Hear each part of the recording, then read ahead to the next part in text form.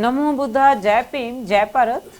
UK Europe ਅਤੇ ਹੋਰ ਸਾਰੇ ਹੀ ਦੇਸ਼ਾਂ ਦੇ ਵਿੱਚ ਜਿੱਥੇ ਵੀ ਆਪ ਕਾਂਸ਼ੀ ਟੀਵੀ ਸਕਾਈ ਚੈਨਲ ਦੇ ਜਰੀਏ ਲੋਟਸ ਟੀਵੀ ਵੇਖ ਰਹੇ ਹੋ। ਲੋਟਸ ਟੀਵੀ ਜੋ ਕਿ doctor Ambedkar Memorial Committee Great Britain ਦਾ ਸਥਾਪਿਤ ਕੀਤਾ ਹੋਇਆ ਮੀਡੀਆ ਵਿੰਗ ਹੈ, ਜੋ ਆਪ ਦਾ ਨਿੱਘਾ ਸਵਾਗਤ ਕਰਦਾ ਹੈ। ਅੱਜ 24 ਨਵੰਬਰ ਦਾ ਦਿਨ ਹੈ। ਜਿਸ ਤਰ੍ਹਾਂ ਆਪ ਸਭ ਭਲੀ ਭਾਂति ਜਾਣਦੇ ਹੋ, 24 ਨਵੰਬਰ 26 ਨਵੰਬਰ ਭਾਰਤ ਦੇ ਵਿੱਚ ਸੰਵਿਧਾਨ ਦਿਵਸ ਦੇ ਨਾਮ ਨਾਲ ਇਸ ਨੂੰ ਜਾਣਿਆ ਜਾਂਦਾ ਹੈ ਤੇ ਮਨਾਇਆ ਜਾਂਦਾ ਹੈ। ਅੱਜ ਸੰਵਿਧਾਨ ਦਿਵਸ, ਸੰਵਿਧਾਨ ਦੀਆਂ ਵਿਸ਼ੇਸ਼ਤਾਵਾਂ, ਇਸ ਦੇ ਬਾਰੇ 'ਚ ਗੱਲਬਾਤ ਕਰਾਂਗੇ। ਉਸ ਤੋਂ ਪਹਿਲੇ ਅੱਜ ਦੇ ਸਾਰੇ ਹੀ ਦਰਸ਼ਕਾਂ ਨੂੰ ਇੱਕ ਵਾਰ ਫਿਰ ਨਮੋ ਬੁੱਧਾ, ਜੈ ਭੀਮ। ਭਾਰਤ ਦੇ ਕੌਨਸਟੀਟਿਊਸ਼ਨ ਦੇ ਸੰਵਿਧਾਨ ਦਿਵਸ ਦੀਆਂ ਸ਼ੁਭ ਕਾਮਨਾਵਾਂ, ਸਾਰਿਆਂ ਨੂੰ ਹੀ ਵਧਾਈਆਂ। ਤੋ ਜਿਸ ਤਰ੍ਹਾਂ ਅੱਜ ਲੋਟਸ ਟੀਵੀ ਨੇ ਇੱਕ ਵਿਸ਼ੇਸ਼ ਪ੍ਰੋਗਰਾਮ ਜਿਹੜਾ ਹੈ ਉਲੀਕਿਆ ਹੈ, ਜਿਸ ਦੀ ਚਰਚਾ ਕਰਾਂਗੇ। ਭਾਰਤ ਦੇ ਸੰਵਿਧਾਨ ਨੂੰ ਅਪਣਾਏ ਹੋਏ ਸਾਨੂੰ 74 ਈਅਰ ਹੋ ਚੁੱਕੇ ਆ। ਸੰਵਿਧਾਨ ਸਾਰਾ ਜੋ ਹੈ ਇਹ ਬੜਾ ਹੀ ਮਜ਼ਬੂਤ ਸੰਵਿਧਾਨ ਇਸ ਨੂੰ ਮੰਨਿਆ ਗਿਆ ਹੈ ਤੇ ਸਮਾਜ ਦੇ ਸੁਧਾਰ ਦੀ ਦਿਸ਼ਾ ਦੇ ਲਈ ਬਹੁਤ ਜ਼ਰੂਰੀ ਹੈਗਾ। ਅੱਜ ਇਸ ਦੇ ਉੱਪਰ ਹੀ ਚਰਚਾ ਕੀਤੀ ਜਾਏਗੀ, ਇਸ ਦੇ ਬਾਰੇ ਗੱਲਬਾਤ ਕੀਤੀ ਜਾਏਗੀ।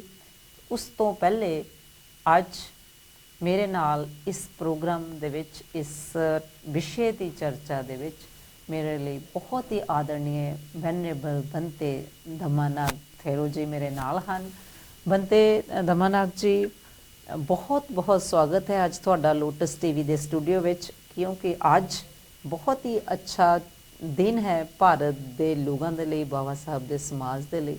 ਤੇ ਅੱਜ ਤੁਹਾਡਾ ਲੋਟਸ ਟੀਵੀ ਤੇ ਇਸ ਪ੍ਰੋਗਰਾਮ ਨੂੰ ਸਾਥ ਦੇਣ ਦੇ ਲਈ ਆਪ ਜੀ ਦਾ वेलकम जी। नमो बुद्धाय। डॉक्टर अंबेडकर मेमोरियल कमेटी के प्रधान रेखा जी, और आज तरह से आपने जो प्रोग्राम रखा है कि 2 दिन बाद 26 नवंबर जो एक ख़ास दिन भारत के तमाम भारतवासियों के लिए रखता है, क्योंकि इस दिन संविधान लागू हुआ था। और आज उस विषय पर हम लोग लोटस टीवी के माध्यम से यूके और यूरोप के दर्शकों के लिए जो विभिन्न पहलू पे बातचीत करने वाले हैं, और उसके लिए आपने आमंत्रित किया है। इसलिए आपको मेरी ओर से लोटस टीवी इन्हें भी शुभ आशीर्वाद, मंगल कामनाएं, मंगल मैत्री। बहुत बहुत धन्यवाद बंते जी। तो जिस तरह आज जो कि डॉक्टर अंबेडकर मैमोरीअल कमेटी ਦੇ ਇੱਕ ਬਹੁਤ ਹੀ ਸੂਝਵਾਨ ਸਾਡੇ ਮੈਂਬਰ ਲੇਟ ਹਰਬਿਲਾਸ ਕੌਲ ਜੀ, ਅੱਜ ਉਹਨਾਂ ਦੇ ਸਾਡੇ ਤੋਂ ਵਿਛੜੇ 5 ਸਾਲ ਹੋ ਗਏ ਹਨ। ਉਹਨਾਂ ਨੂੰ ਵੀ ਅੱਜ ਡਾਕਟਰ ਅੰਬੇਡਕਰ ਮੈਮੋਰੀਅਲ ਕਮੇਟੀ ਨੇ ਯਾਦ ਕੀਤਾ। ਉਹਨਾਂ ਦੇ ਪਰਿਵਾਰ ਵੱਲੋਂ ਵੀ ਸ਼ਰਧਾਂਜਲੀਆਂ ਦਿੱਤੀਆਂ ਗਈਆਂ ਬੁੱਧ ਵਿਹਾਰ ਦੇ ਵਿੱਚ ਆ ਕੇ। ਤੋ ਡਾਕਟਰ ਅੰਬੇਡਕਰ ਮੈਮੋਰੀਅਲ ਕਮੇਟੀ ਵੱਲੋਂ, ਮੇਰੇ ਵੱਲੋਂ ਐਜ਼ ਏ ਪ੍ਰਧਾਨ, ਲੋਟਸ ਟੀਵੀ ਦੀ ਸਾਰੀ ਹੀ ਟੀਮ ਵੱਲੋਂ ਸਾਡੇ ਆਦਰਣੀय ਲੇਟ ਮਿਸਟਰ ਹਰਬਿਲਾਸ ਕੌਲ ਜੀ ਨੂੰ ਬਹੁਤ ਬਹੁਤ ਸ਼ਰਧਾਂਜਲੀਆਂ ਅਰਪਿਤ ਕਰਦੇ ਹੋਏ ਉਹਨਾਂ ਨੂੰ ਨਮਨ ਕਰਦੇ ਹਾਂ, ਉਹਨਾਂ ਨੂੰ ਯਾਦ ਕਰਦੇ ਹਾਂ ਕਿ ਉਹਨਾਂ ਦੀ ਬਹੁਤ ਦੇਣ ਸੀ ਕਮੇਟੀ ਦੇ ਵਿੱਚ। ਤੋ ਉਸ ਦੇ ਨਾਲ ਨਾਲ ਉਹਨਾਂ ਦੇ ਪਰਿਵਾਰ ਦੇ ਨਾਲ ਵੀ ਉਹਨਾਂ ਨੂੰ ਯਾਦ ਅਸੀਂ ਕੀਤਾ ਅੱਜ ਬੁੱਧ ਵਿਹਾਰ ਦੇ ਵਿੱਚ। ਤੇ ਉਹਨਾਂ ਦੇ ਚੰਗੇ ਕੰਮਾਂ ਦਾ ਪੁੰਨ ਲਾਭ ਲੈਂਦੇ ਹੋਏ ਸਾਰੇ ਹੀ ਸੁਖੀ ਤੇ ਨਿਰੋਗੀ ਰਹਿਣ। ਤੋ ਜਿਸ ਤਰ੍ਹਾਂ ਮੈਂ ਪਹਿਲੇ ਦੱਸਿਆ ਹੈ ਕਿ ਕੁਝ ਸੂਚਨਾਵਾਂ ਵੀ ਹਨ। ਜਿਸ ਤਰ੍ਹਾਂ ਅੱਜ 15 ਦਸੰਬਰ ਨੂੰ ਫੁੱਲ ਮੂਨ ਹੈ, ਜਿਸ ਨੂੰ ਡਾਕਟਰ ਅੰਬੇਡਕਰ ਮੈਮੋਰੀਅਲ ਕਮੇਟੀ ਵੱਲੋਂ 15 ਦਸੰਬਰ ਨੂੰ ਹੀ ਐਤਵਾਰ ਵਾਲੇ ਦਿਨ ਬੁੱਧ ਵਿਹਾਰ ਦੇ ਵਿੱਚ ਮਨਾਇਆ ਜਾਵੇਗਾ, ਜੋ ਕਿ 12:30 ਤੋਂ 2 ਵਜੇ ਤੱਕ ਦੀ ਸਰਵਿਸ ਹੁੰਦੀ ਹੈ। ਉਸ ਦਿਨ ਭੋਜਨ ਦੀ ਸੇਵਾ ਸਾਡੇ ਲੇਟ ਆਦਰਣੀय ਹਰੀਪਾਲ ਭਾਟੀਆ ਜੀ ਦੀ ਯਾਦ ਵਿੱਚ ਉਹਨਾਂ ਦੇ ਪਰਿਵਾਰ ਮਿਸਿਸ ਨਿਰਮਲਾ ਭਾਟੀਆ ਜੀ ਤੇ ਉਹਨਾਂ ਦੇ ਪਰਿਵਾਰ ਵੱਲੋਂ ਲਈ ਗਈ ਹੈ। ਤੇ ਉਹਨਾਂ ਦਾ ਵੀ ਬਹੁਤ ਬਹੁਤ ਧੰਨਵਾਦ ਕਰਦੇ ਹਾਂ। ਤਾਂ ਆਪ ਸਭ ਨੂੰ ਨਿੱਘਾ ਸੱਦਾ ਹੈ ਕਿ ਆਪ ਸਭ ਨੇ ਉਸ ਦਿਨ ਪ੍ਰੋਗਰਾਮ ਦੇ ਵਿੱਚ ਪੁੰਨਿਆ ਦੇ ਦਿਨ ਜ਼ਰੂਰ ਸਾਡੇ ਨਾਲ ਸਾਡਾ ਸਾਥ ਦੇਣਾ। ਉਸ ਦੇ ਉਪਰੰਤ ਬਾਬਾ ਸਾਹਿਬ ਦਾ ਪਰਿਨਿਰਵਾਣ ਦਿਵਸ ਜੋ ਕਿ 6 ਦਸੰਬਰ ਨੂੰ ਹੈ, ਜੋ ਕਿ ਬੁੱਧ ਵਿਹਾਰ ਵਿੱਚ 7 ਤੋਂ 9 ਵਜੇ ਤੱਕ ਮਨਾਇਆ, ਉਹਨਾਂ ਨੂੰ ਸ਼ਰਧਾਂਜਲੀਆਂ ਦਿੱਤੀਆਂ ਜਾਣਗੀਆਂ। ਤੇ 8 ਦਸੰਬਰ ਨੂੰ doctor Ambedkar Memorial Committee Great Britain ਵੱਲੋਂ ਐਤਵਾਰ ਵਾਲੇ ਦਿਨ ਬਾਬਾ ਸਾਹਿਬ ਨੂੰ ਸ਼ਰਧਾਂਜਲੀਆਂ ਦੇਣ ਲਈ ਉਹਨਾਂ ਦਾ ਪਰਿਨਿਰਵਾਣ ਦਿਵਸ ਜੋ ਮਨਾਇਆ ਜਾਵੇਗਾ, ਉਸ ਵਿੱਚ ਆਪ ਸਭ ਨੂੰ ਨਿੱਘਾ ਸੱਦਾ ਹੈ। ਤੋ ਜਿਸ ਤਰ੍ਹਾਂ ਮੈਂ ਸ਼ੁਰੂ ਦੇ ਵਿੱਚ ਦੱਸਿਆ ਹੈ ਕਿ ਅੱਜ ਲੋਕਤੰਤਰ ਦੀ ਮਜ਼ਬੂਤੀ ਲਈ ਭਾਰਤ ਦਾ ਸੰਵਿਧਾਨ ਜੋ ਸਾਡੇ ਦੇਸ਼ ਦੇ ਲਈ ਇਸ ਦੇ ਲੋਕਤੰਤਰ ਦੀ ਜਿਸ ਨੇ ਨੀਂਹ ਰੱਖੀ ਹੈ, ਜਿਸ ਹਰ ਨਾਗਰਿਕ ਨੂੰ ਅਧਿਕਾਰ ਮਿਲਿਆ, ਵੋਟ ਪਾਉਣ ਦਾ ਅਧਿਕਾਰ ਮਿਲਿਆ 18 ਸਾਲ ਦੀ ਉਮਰ ਵਿੱਚ। ਬਹੁਤ ਸਾਰੇ ਦੇਸ਼ਾਂ ਦੇ ਵਿੱਚ ਇਹ ਵਿਵਸਥਾ ਨਹੀਂ ਸੀ।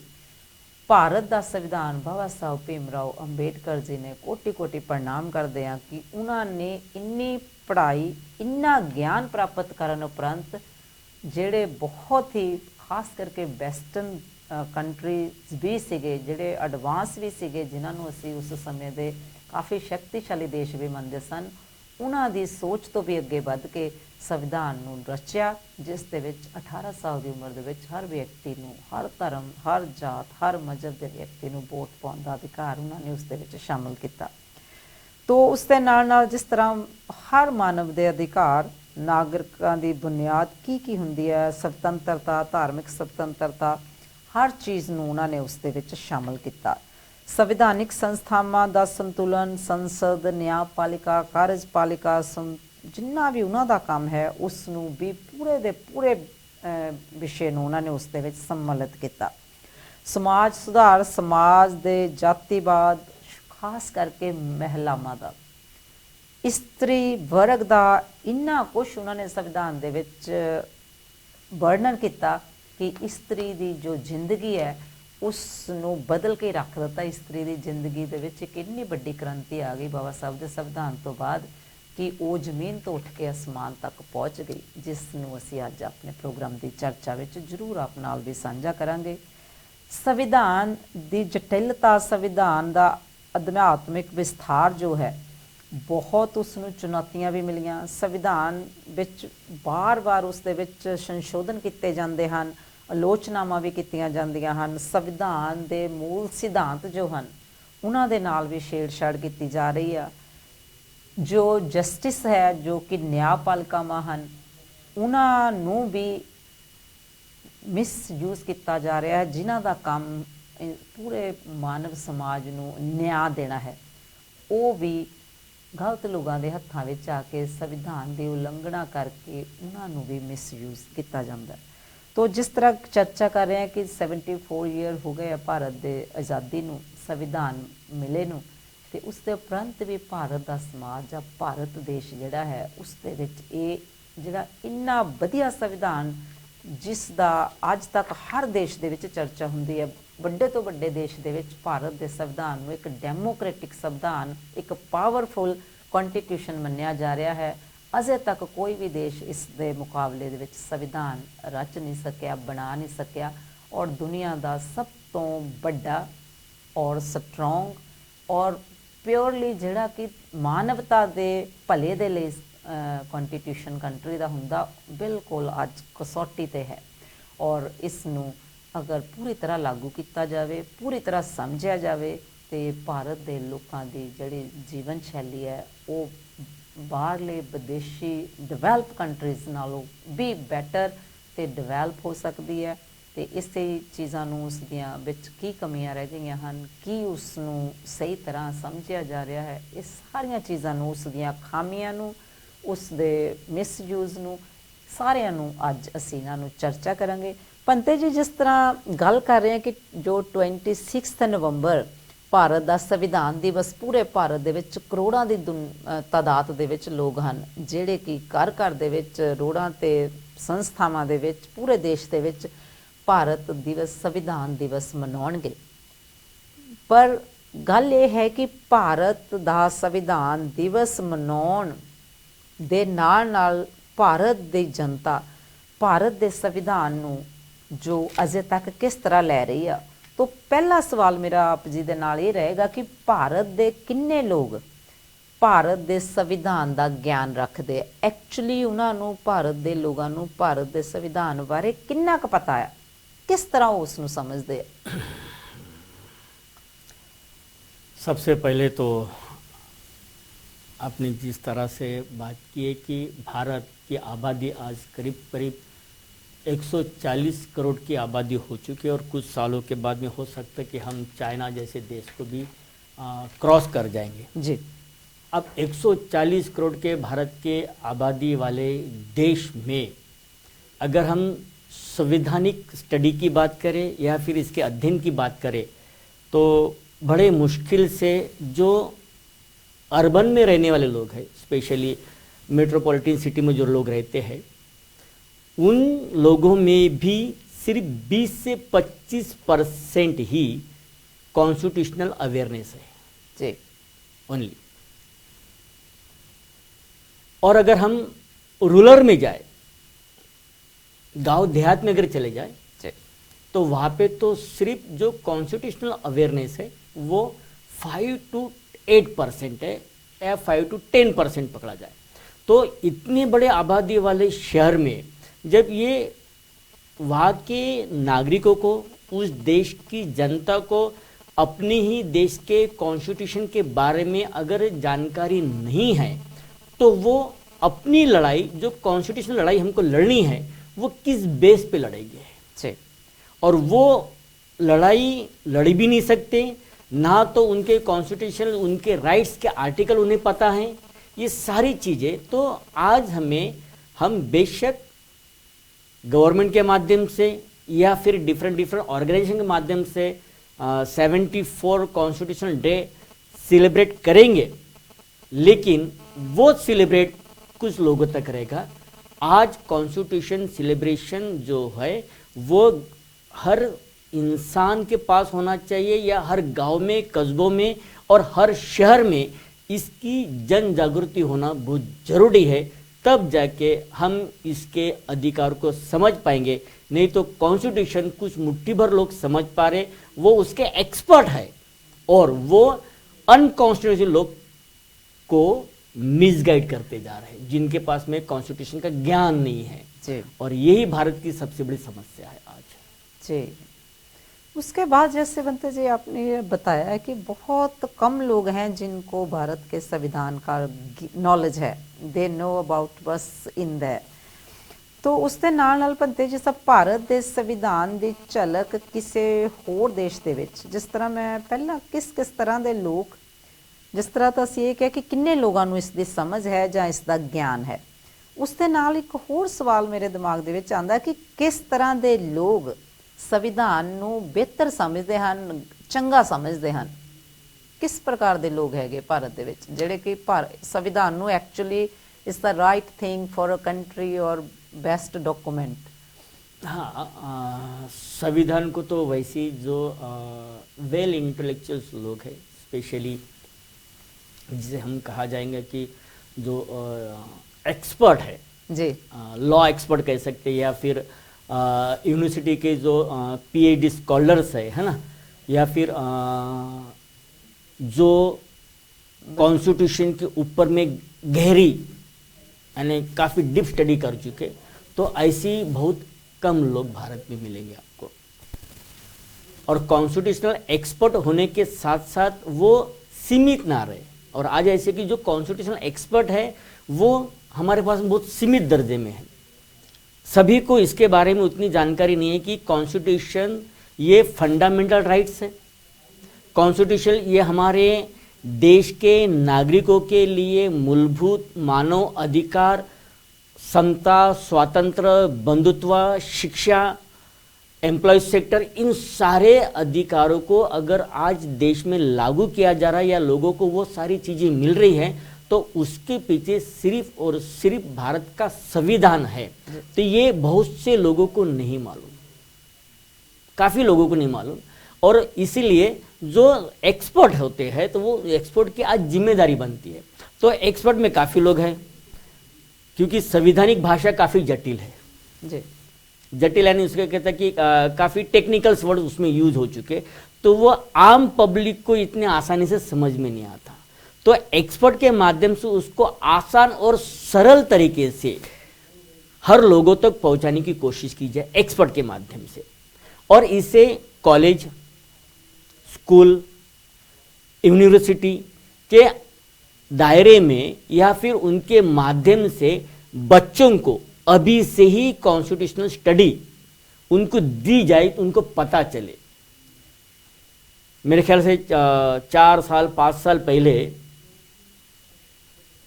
इसके बारे में हमने कोशिश की, तब जाके कुछ स्टेटों में चाहे फिर महाराष्ट्र हो या फिर साउथ के कुछ स्टेट है, तो वहाँ पे 4 साल पहले इस चीज़ के ऊपर में बातचीत की गई कि हमारे राज्य में कॉन्स्टिट्यूशन स्टडी को कंपलसरी किया जाए, सिलेबस का स्टडी, सिलेबस का एक पार्ट बनाया जाए। तो उस तरह से आज ये जरूरी है, क्योंकि अगर बच्चों को यानी बाय बर्थ जब वो प्ले ग्रुप से लेके first standard, second standard, third standard तक यानी यूनिवर्सिटी तक पढ़ाई करता है और उस समय उसको धीरे धीरे एक कॉन्स्टिट्यूशन स्टडी दी जाए तो वो अपने अधिकारों के लिए लड़ पाएगा। और ये सारी जिम्मेदारी एक्सपर्ट के ऊपर में है, मगर वो काम नहीं हो रहा है, या उसको पॉलिटिकल प्रेशर कह सकते हैं, या फिर जो सरकारी कॉन्स्टिट्यूशनल एक्सपर्ट की जो संगठन है ना, या वो असफल हो रहे हैं। तो आज कॉन्स्टिट्यूशन की सारी यानी जितनी भी आर्टिकल्स है वो सारे आर्टिकल्स की जानकारी भारत देश के तमाम हर एक नागरिक को होना जरूरी है जी।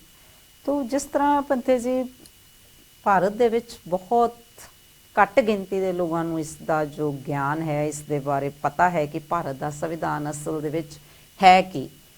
तो ਉਹਦੇ ਨਾਲ ਨਾਲ ਜਿਸ ਤਰ੍ਹਾਂ ਭਾਰਤ ਦੇ ਸੰਵਿਧਾਨ ਦੀ ਝਲਕ, ਜਿਸ ਤਰ੍ਹਾਂ ਦਾ ਭਾਰਤ ਦਾ ਸੰਵਿਧਾਨ ਹੈ ਉਸ ਤਰ੍ਹਾਂ ਦਾ ਸੰਵਿਧਾਨ ਸਾਨੂੰ ਹੋਰ ਕਿਹੜੇ-ਕਿਹੜੇ देशों ਦੇ ਵਿੱਚ ਦੇਖਣ ਨੂੰ ਮਿਲਦਾ? कोई ऐसे देश है काफी देशों में यानी डॉक्टर बाबा साहब आम्बेडकर ने जब कॉन्स्टिट्यूशन बनाया तो जब इसकी ड्राफ्टिंग चली तो उन्होंने काफ़ी सोच समझकर बनाया।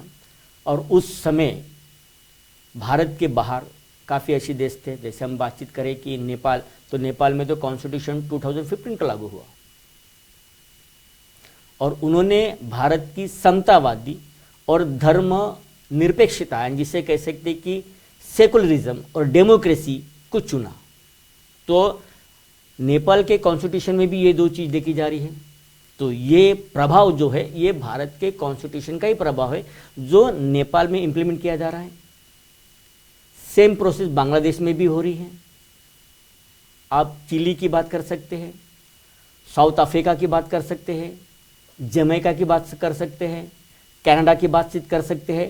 तो जहाँ पे जो भारतीय कॉन्स्टिट्यूशन में जो 4 आधार स्तंभ है, जिसे हम कह सकते कि सेकुलरिज्म, डेमोक्रेसी, फंडामेंटल्स, तो ये जो सारी चीज़ें, तो वो सारी चीज़ें में हर एक देश ने जो भारतीय संविधान से अच्छा लग रहा है तो उन्होंने वो अपने अपने देश में इम्प्लीमेंटेशन किया हुआ है जी।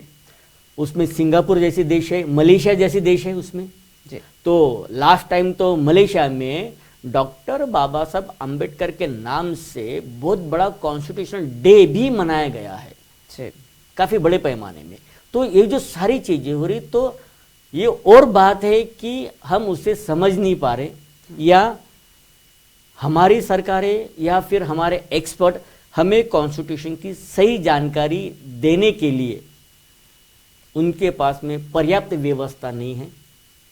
क्योंकि अगर एक कॉन्स्टिट्यूशन एक्सपर्ट है और 90 लोग सुनने वाले हैं तो एक आदमी 90 लोग तक नहीं पहुंच सकता है, तो उनको उसके सेक्टर्स के हिसाब से पहुंचाना आज जरूरी है जी। तो वो महत्वपूर्ण है।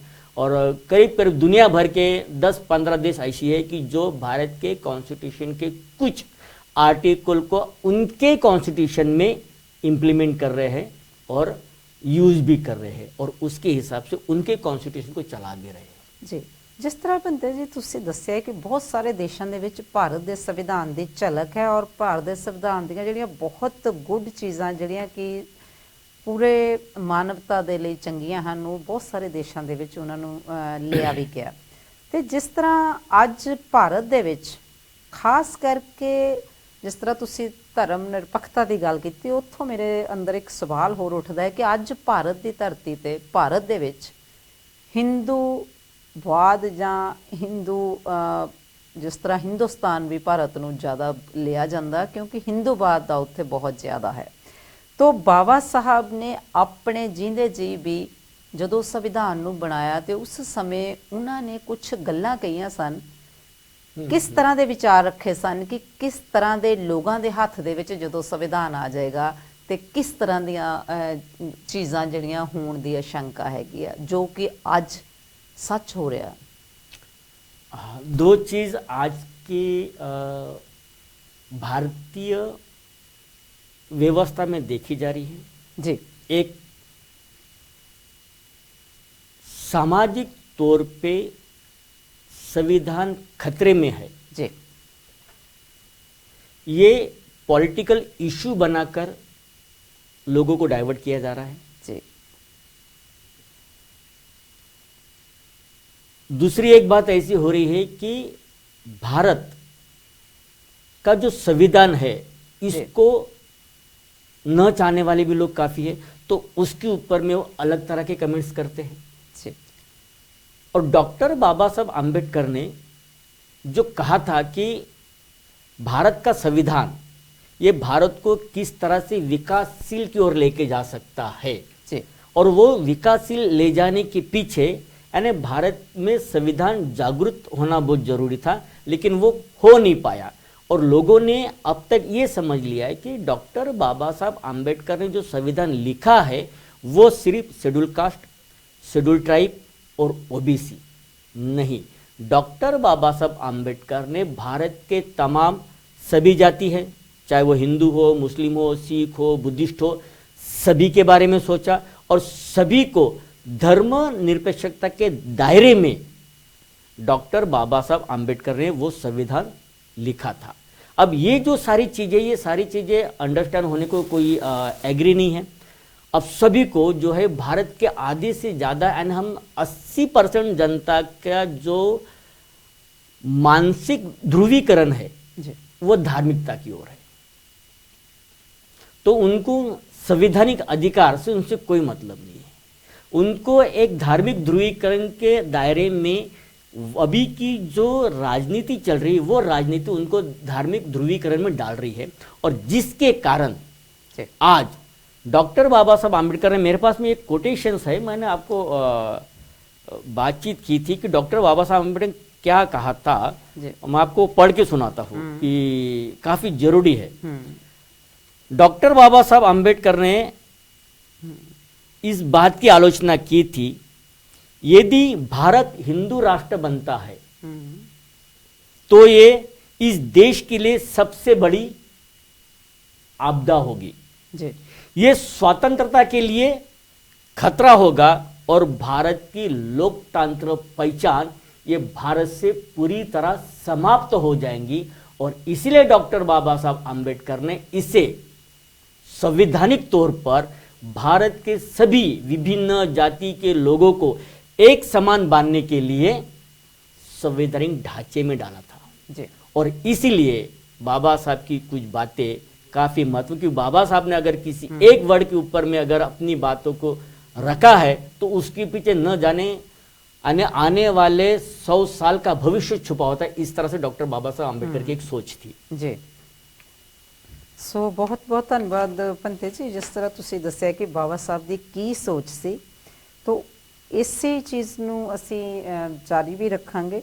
ਉਸ ਤੋਂ ਪਹਿਲੇ ਜਿਸ ਤਰ੍ਹਾਂ ਤੁਸੀਂ ਦੱਸਿਆ ਕਿ ਸਕੂਲਾਂ ਦੇ ਵਿੱਚ ਜੋ ਸੰਵਿਧਾਨ ਦਾ ਜੋ ਸਿਲੇਬਸ ਜ਼ਰੂਰ ਸਟੱਡੀ ਦੇ ਬੇਸ ਦਾ ਹੋਣਾ ਚਾਹੀਦਾ ਆ, तो ਸੰਵਿਧਾਨ ਦੀ ਸਿੱਖਿਆ, ਸੰਵਿਧਾਨ ਬਾਰੇ ਸਿਲੇਬਸ, ਤੁਸੀਂ ਇਸ ਚੀਜ਼ ਨਾਲ ਐਗਰੀ ਹੋ ਕਿ ਇਹ ਜੋ ਜਿਸ ਤਰ੍ਹਾਂ ਤੁਸੀਂ ਪਹਿਲੇ ਹੀ ਦੱਸਿਆ, ਇਹ ਮੇਰਾ ਤੁਹਾਡੇ ਲਈ ਸੀਗਾ ਸਵਾਲ ਕਿ ਤੁਸੀਂ ਇਸ ਚੀਜ਼ ਨਾਲ ਸਹਿਮਤ ਹੋ कि संविधान जो है सिलेबस ਦੇ ਵਿੱਚ ਜਿਸ ਤਰ੍ਹਾਂ ਹੋਰ ਬਹੁਤ ਸਾਰੇ ਟੌਪਿਕ, ਇਤਿਹਾਸ ਇੰਡੀਆ ਦਾ, ਹਰ ਚੀਜ਼ ਨੂੰ, ਹਰ ਧਰਮ ਨੂੰ, ਹਰ ਉੱਥੇ ਦੀ ਚੀਜ਼ ਨੂੰ ਸਿਲੇਬਸ ਦੇ ਵਿੱਚ ਦੱਸਿਆ ਗਿਆ ਹੈ, ਪਰ ਅਜੇ ਤੱਕ ਕਦੇ ਵੀ ਇਦਾਂ ਦਾ ਕੋਈ ਸਟੇਟ, ਕੋਈ ਇਸ ਤਰ੍ਹਾਂ ਦੀ ਯੂਨੀਵਰਸਿਟੀ, ਕੋਈ ਇਸ ਤਰ੍ਹਾਂ ਦੇ ਕਾਲਜ, ਕੋਈ ਸਿਲੇਬਸ ਨੂੰ ਨਹੀਂ ਦੇਖਿਆ ਗਿਆ ਜਿਸ ਦੇ ਵਿੱਚ ਉੱਥੇ ਦੇ ਨਾਗਰਿਕਾਂ ਨੂੰ ਸੰਵਿਧਾਨ ਦੇ ਬਾਰੇ ਸਹੀ ਜਾਣਕਾਰੀ ਦਿੱਤੀ ਜਾਵੇ, ਜਾਂ ਉਸ ਦੇ ਬਾਰੇ कोई एग्जामिनेशन, ਜਾਂ ਉਸ ਦੇ ਬਾਰੇ ਸਿਲੇਬਸ, ਜਾਂ ਉਸ ਦੇ ਬਾਰੇ ਕੋਈ ਬੁੱਕ, ਜਾਂ ਉਸ ਦੇ ਲਈ ਕੋਈ ਥੀਸਿਸ शुरू किए गए हों भारत की गवर्नमेंट वालों।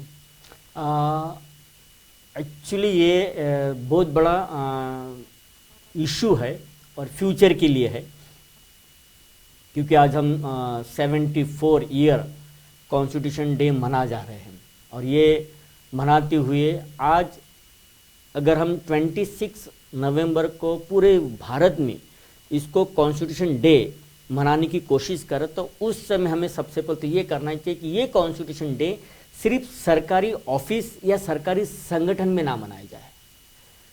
भारत की सरकार की तरफ से इसको इस तरह से पारित किया जाए कि ये कॉन्स्टिट्यूशन डे हर कस्बे में मनाया जाए, हर शहर में, हर गांव में, चाहे वो उस गांव में 10 घर क्यों ना बसते हो, तो वहां पे वो कॉन्स्टिट्यूशन डे मनाया जाए।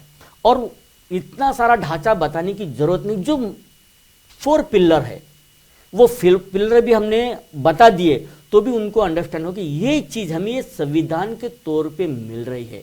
अगर कोई हमारी सुरक्षा करे ना करे, मगर अगर हम संविधान के तहत अपने हकों की लड़ाई लड़ते हैं तो संविधान हमारी सुरक्षा कर सकता है। तो इस तरह से अगर हम चले तो निश्चित तौर पे बात बने। मगर अभी जो है कुछ गवर्नमेंट ने इसको रूल एंड रेगुलेशन पारित कर दिया है कि स्कूल, कॉलेज और जो सरकारी दफ्तर है वहीं पे कॉन्स्टिट्यूशन डे मनाया जाए। लेकिन मैं ये सोच रखता हूँ कि कॉन्स्टिट्यूशन डे हर गांव में, हर कस्बे में बनाया जाए और उसको अच्छी तरह समझा जाए, और जो भी कॉन्स्टिट्यूशन एक्सपर्ट हो, जितना भी उसे कॉन्स्टिट्यूशन की जानकारी है, वो जानकारी उस गांव में देने की वो कोशिश करे, उनको बताए कि ये संविधान के माध्यम से हमें ये चीज मिली, हमारी पहले की स्थिति क्या थी, आज की स्थिति क्या है, आपकी हक की लड़ाई क्या है। क्योंकि आज कॉन्स्टिट्यूशन को जो लोग समझ रहे वो सिर्फ इसलिए समझ रहे कि कॉन्स्टिट्यूशन ये शेड्यूल कास्ट, शेड्यूल ट्राइब का रिजर्वेशन का ही कॉन्स्टिट्यूशन है। बाकी मुद्दे के ऊपर में कभी कोई बहस नहीं होती, एग्रीकल्चर के ऊपर में कोई बहस नहीं होती, एम्प्लॉयमेंट सेक्टर के ऊपर में कोई बहस नहीं होती, महंगाई के ऊपर में कोई बहस नहीं होती है, क्योंकि ये इशू लोगों के इमोशनल इशू नहीं है। मगर रिजर्वेशन या आरक्षण जिसे हम कहें, ये शेड्यूल का, शेड्यूल ट्राइब और ओबीसी के लिए भी ये इमोशनल इशू है। और इस इमोशनल इशू को बार बार बार बार जो भी पार्टी हो, मैं किसी पार्टी का प्रमुख तौर पे नाम लेना नहीं होता, लेकिन ये राजनीतिक दल अपने अपने बेनिफिट के लिए इसका इस्तेमाल करते हैं। मगर आज की जरूरत है कि कॉन्स्टिट्यूशन स्टडी ये पूरे भारत में एक उसका सारांश बना के सिलेबस के तौर पे स्कूल, कॉलेज और यूनिवर्सिटी के माध्यम से पढ़ाया जाए। जी बंते जी, हम लोग इसी पे चर्चा करते रहेंगे। उससे पहले जिस तरह साडे डॉक्टर अंबेडकर मेमोरियल कमेटी और बाबा साहब दे चाहन वाले साडे बहुत ही रिस्पैक्टिव मैंबर सोहणलाल रत्तू जी, लेट सोहणलाल रत्तू जी ਦੀ कलम तो बहुत सारे गीत बाबा साहब ਦੀ सारी जिंदगी ਦੀ कमाई उन्होंने गीतों के विच समो दित्ती। ਤੇ ਉਹਨਾਂ ਦਾ ਇੱਕ ਗੀਤ ਸੰਵਿਧਾਨ ਦੇ ਨਾਲ ਸੰਬੰਧਿਤ ਵੀ ਲਿਖਿਆ ਗਿਆ ਹੈ। ਸਾਰਿਆਂ ਨੂੰ ਉਮੀਦ ਕਰਦੇ ਹਾਂ ਕਿ ਉਸ ਗੀਤ ਨੂੰ ਸੁਣਨ ਤੇ ਇਸ ਤੋਂ ਵੀ ਜਾਣੂ ਹੋਣ ਕਿ ਸੰਵਿਧਾਨ ਦਾ ਭਾਵ ਕੀ ਸੀ ਤੇ ਰੱਤੂ ਸਾਹਿਬ ਨੇ ਉਸ ਨੂੰ ਕਿਸ ਤਰ੍ਹਾਂ ਆਪਣੀ ਕਲਮ ਦੇ ਰਾਹੀਂ ਦਰਸਾਇਆ ਹੈ। ਇੱਕ ਗੀਤ ਸੁਣਦੇ ਹਾਂ ਟੈਕਨੀਸ਼ੀਅਨ ਸਾਹਿਬਾਨ ਤੋਂ ਸੰਵਿਧਾਨ ਨਾਲ ਸੰਬੰਧਿਤ, ਉਸ ਤੋਂ ਬਾਅਦ ਚਰਚਾ ਇਸੇ ਤਰ੍ਹਾਂ ਜਾਰੀ ਰਹੇਗੀ।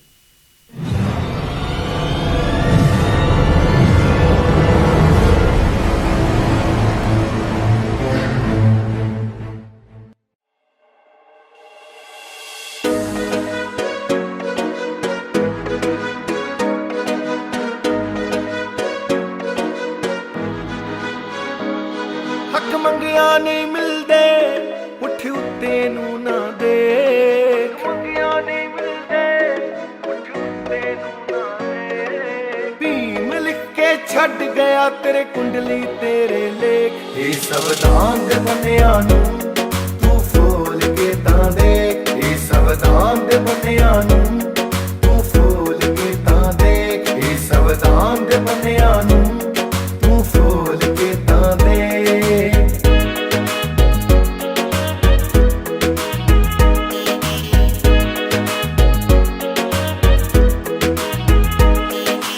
ਮੇਰੇ ਹੋਸ਼ ਨੇ ਉੱਡ ਜਾਂਦੇ ਜਦ ਚਾਹਤ ਪਿੱਛੇ ਨੂੰ ਮਾਰਾਂ, ਇੱਕ ਰੋਟੀ ਦੇ ਬਦਲੇ ਕਰਨੇ ਸੀ ਪੈਂਦੇ ਕੰਮ ਹਜ਼ਾਰਾਂ, ਮੇਰੇ ਹੋਸ਼ ਨੇ ਉੱਡ ਜਾਂਦੇ ਜਦ ਚਾਹਤ ਪਿੱਛੇ ਨੂੰ ਮਾਰਾਂ, ਇੱਕ ਰੋਟੀ ਦੇ ਬਦਲੇ ਕਰਨੇ ਪੈਂਦੇ ਸੀ ਕੰਮ ਹਜ਼ਾਰਾਂ। ਹੁਣ ਸੁੱਤਿਆਂ ਸਰਨਾ ਨਹੀਂ ਅੱਖਾਂ ਖੋਲ ਕੇ ਤਾਂ ਦੇ, ਹੁਣ ਸੁੱਤਿਆਂ ਸਰਨਾ ਨਹੀਂ ਅੱਖਾਂ ਖੋਲ ਕੇ ਤਾਂ ਦੇ, ਇਹ ਸੰਵਿਧਾਨ ਦੇ ਬੰਨਿਆਂ ਨੂੰ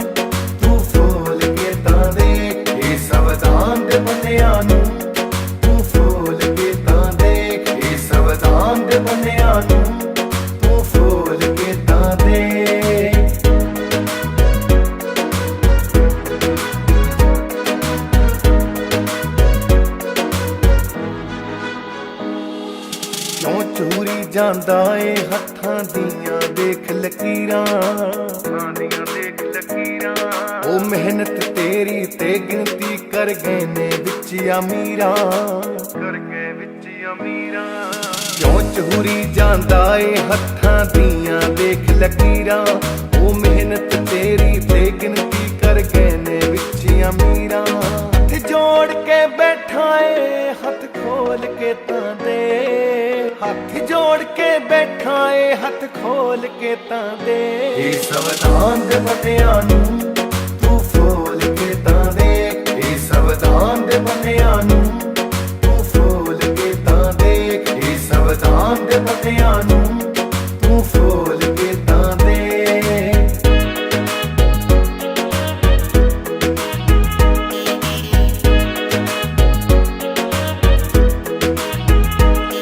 ਇਹ ਫਲ ਨੇ ਪਿਛਲੇ ਕਰਮਾਂ ਦਾ, ਨਾ ਦੋਸ਼ ਦੇ ਭਗਵਾਨਾਂ ਨੂੰ,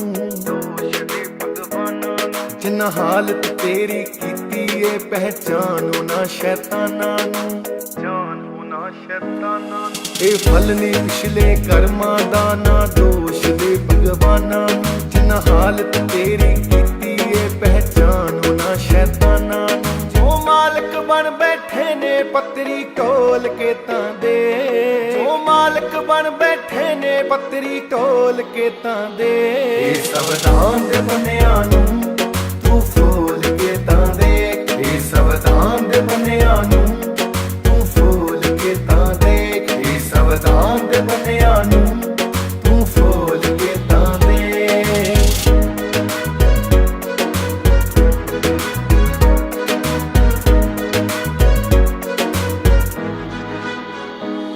ਤੈਨੂੰ ਵਿਦਿਆ ਦੇ ਗਿਆ ਏ ਹਿੰਮਤ ਦਲੇਰੀ,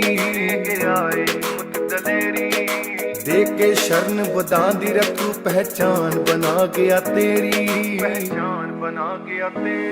ਤੈਨੂੰ ਵਿਦਿਆ ਦੇ ਗਿਆ ਏ ਹਿੰਮਤ ਦਲੇਰੀ, ਦੇ ਕੇ ਸ਼ਰਨ ਵਧਾਂਦੀ ਰੱਖੂ ਪਹਿਚਾਨ ਬਣਾ ਗਿਆ ਤੇਰੀ। ਸਿਰ ਝੁਕ ਜੂ ਦੁਨੀਆ ਦਾ ਨਮੋ ਬੁੱਧਾ ਬੋਲ ਕੇ ਤਾਂ ਦੇ, ਝੁਕ ਜੂ ਦੁਨੀਆ ਦਾ ਨਮੋ ਬੁੱਧਾ ਬੋਲ ਕੇ ਤਾਂ ਦੇ, ਇਹ ਸੰਵਿਧਾਨ ਦੇ ਬੰਦਿਆਂ ਨੂੰ ਤੂੰ ਫੋਲ ਕੇ ਤਾਂ ਦੇ, ਇਹ ਸੰਵਿਧਾਨ ਦੇ ਬੰਦਿਆਂ ਨੂੰ ਤੂੰ ਫੋਲ ਕੇ ਤਾਂ ਦੇ, ਇਹ ਸੰਵਿਧਾਨ ਦੇ ਬੰਦਿਆਂ ਨੂੰ ਤੂੰ ਫੋਲ ਕੇ ਤਾਂ ਦੇ।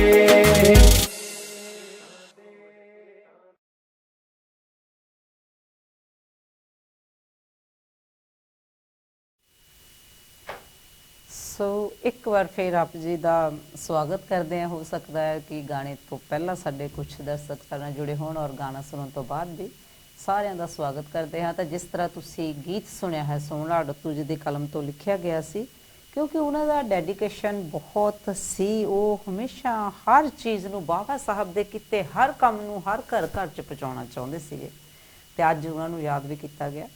ਤੋ ਜਿਸ ਤਰ੍ਹਾਂ ਉਮੀਦ ਕਰਦੇ ਹਾਂ ਕਿ ਤੁਸੀਂ ਇਸ ਨੂੰ ਪਸੰਦ ਕੀਤਾ ਹੋਵੇਗਾ। ਜਿਸ ਤਰ੍ਹਾਂ ਭੰਤੇ ਜੀ ਅਸੀਂ ਗੱਲ ਕਰ ਰਹੇ ਸੀ ਕਿ ਬਾਬਾ ਸਾਹਿਬ ਦਾ ਸੰਵਿਧਾਨ ਜੋ ਲਿਖਿਆ ਗਿਆ ਬਹੁਤ ਸੌਖਾ ਕੰਮ ਨਹੀਂ ਸੀ, ਬਹੁਤ ਹੀ ਔਖਾ ਕੰਮ ਸੀ, ਔਰ ਦੁਨੀਆ ਦੇ ਸਾਰੇ ਸੰਵਿਧਾਨਾਂ ਤੋਂ ਵੱਡਾ ਸੰਵਿਧਾਨ ਹੈਗਾ, ਔਰ ਅੱਜ ਤੱਕ ਇਹ ਕਸੌਟੀ ਤੇ ਉਤਰ ਰਿਹਾ। ਕਿਸੇ ਵੀ ਪੱਖ ਨੂੰ ਲਿਆ ਜਾਂਦਾ ਤੇ ਸੰਵਿਧਾਨ ਨੂੰ ਅਗਰ ਉਸ ਦੇ ਸੰਵਿਧਾਨ ਦੇ ਵਿੱਚ ਉਸ ਚੀਜ਼ ਨੂੰ ਦੇਖਿਆ ਜਾਵੇ ਤਾਂ ਉਸ ਦਾ ਜੋ ਹਰ ਨਾਗਰਿਕ ਨੂੰ ਫਾਇਦਾ, ਹਰ ਨਾਗਰਿਕ ਦੇ ਧਰਮ ਦੇ ਮੁਤਾਬਕ, ਰਾਜਨੀਤੀ ਦੇ ਮੁਤਾਬਕ, ਹਰ ਜਸਟਿਸ ਦੇ ਮੁਤਾਬਕ, ਨਿਆਂ, ਹਰ ਚੀਜ਼ ਦਾ ਜੋ ਜਵਾਬ ਹੈ ਉਸ ਸੰਵਿਧਾਨ ਦੇ ਵਿੱਚ ਹੈ। ਹਰ ਵਿਅਕਤੀ ਨੂੰ ਜਿੰਨੇ ਵੀ ਹਿਊਮਨ ਰਾਈਟਸ ਮਿਲੇ ਹਨ ਉਹ ਉਸ ਸੰਵਿਧਾਨ ਤੋਂ ਮਿਲੇ, ਜੋ ਭਾਰਤ ਦੀ ਧਰਤੀ ਤੇ ਇਸ ਟਾਈਮ ਸੰਵਿਧਾਨ ਦੇ ਵਿੱਚ ਲੋਕਾਂ ਨੂੰ ਜੋ ਸੋਚਦੇ ਕਿ ਸਾਨੂੰ ਹੱਕ ਮਿਲ ਗਏ ਹਨ, ਉਹ ਪਹਿਲੇ ਵੀ ਨਹੀਂ, ਉਹ ਸੰਵਿਧਾਨ ਦੇ ਕਰਕੇ ਹੀ ਮਿਲੇ ਆ।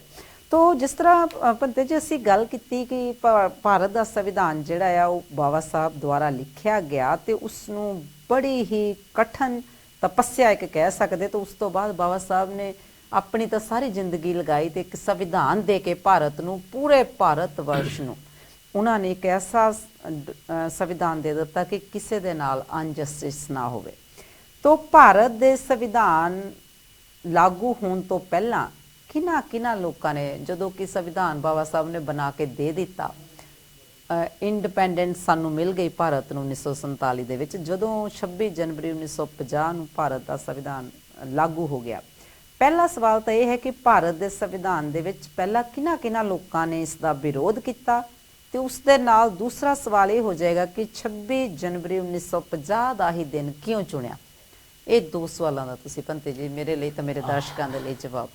बिल्कुल ये काफ़ी इम्पोर्टेंस क्वेश्चंस आपका है। अगर हम इसके थोड़े से पीछे जाते हैं तो जब आज़ादी तो मिल गई थी, लेकिन जब उस समय भी छोटे बड़े ऐसी कई राज थे, तो करीब करीब डाटा के अनुसार ये जानकारी मिलती है कि कम से कम उस समय 500 छोटी मोटी रियासतें थी जी, और वो रियासतें संवैधानिक तौर पर भारत में विलीन होना नहीं चाहती थी जी। और वो अपना स्वतंत्र, क्योंकि वो इसलिए नहीं चाहते थे कि उस समय उन जमींदार थे या फिर उनका एक हुक्म चलता था या लोगों के ऊपर में उनका प्रेशर बनता था, तो इस तरह से वो सारी चीज़ें चली। और उसी बीच में दो हैदराबाद का निज़ाम, वो भी संवैधानिक तौर पर भारत में विलीन होने को एग्री नहीं था जी। दूसरा जूनागढ़ का नवाब जो था, वो भी संवैधानिक तौर पर भारत में विलीन होने को रेडी नहीं था।